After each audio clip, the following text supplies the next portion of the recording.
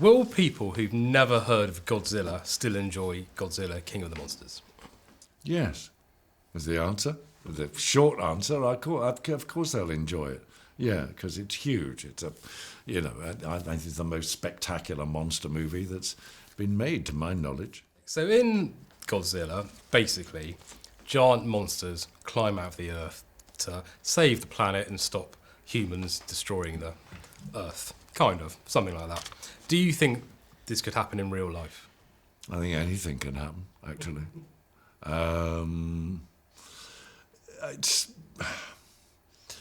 People are still sitting around Loch Ness waiting to see a monster.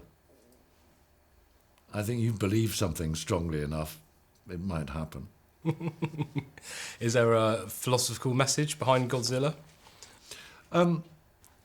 Yeah, stop messing around with this planet and start thinking about the consequences of what you're doing. So how did they bring Godzilla to life? Did they use plasticine, like Wallace and Gromit, or puppets, like Thunderbird, or is it a man inside a giant Godzilla? There's none of those things, you know. I mean, what we can do now with CGI and digital enhancement is just extraordinary. I don't know how it's done. There are very, very clever people. You know, I mean, I stand in front of a blue screen and look terrified at a pink balloon that is hanging 30 feet in the air. That's my contribution. And then that is taken away, and in front of the blue or green screens, whatever, then these extraordinarily clever people create what you now see on the screen. I can remember seeing a film called The Creature from the Black Lagoon when I was about 15 or 16.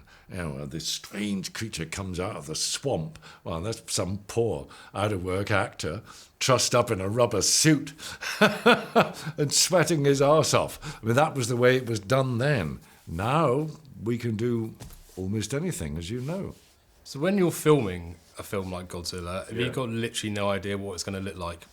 Yeah, I do have an idea, but yeah, because if the filmmakers are clever, which most of the time they are, they've got artwork, and fantastic artwork. I mean, really, there are some very clever people around who say, they show you, you know, this is what Godzilla's going to, this is what this scene is going to look like. So when I'm looking up at my pink balloon, I've got that visual reference in my head, so that helps me pretend, hopefully convincingly.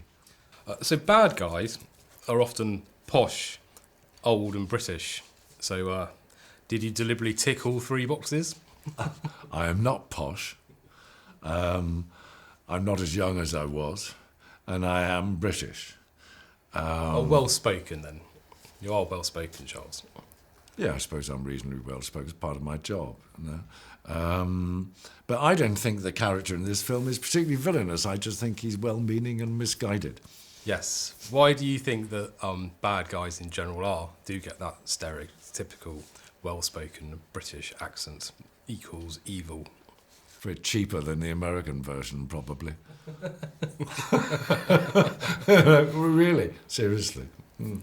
Have you played more villains than good guys, do you think? About half and half?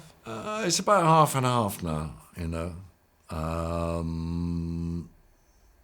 There was a time I was a romantic leading man. It's kind of changed a bit now. But I don't mind. I just like working, you know. And I mean, if a character is well written, then I like the story, I'll go off and do it, you know. Would you have still been the romantic leading man if Godzilla was a love story?